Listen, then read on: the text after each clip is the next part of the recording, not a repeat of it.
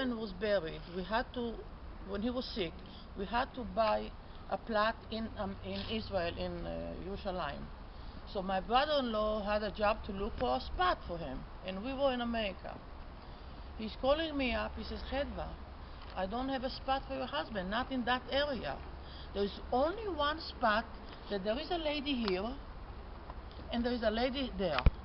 There's one spot in between, and the official don't let me buy the spot between two ladies.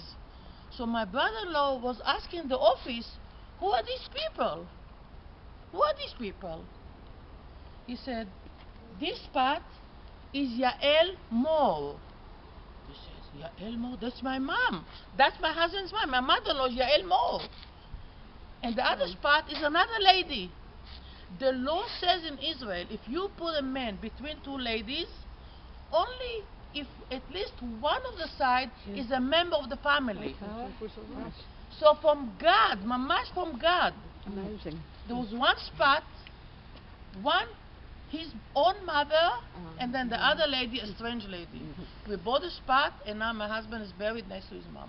Wonderful. Can I ask you a question?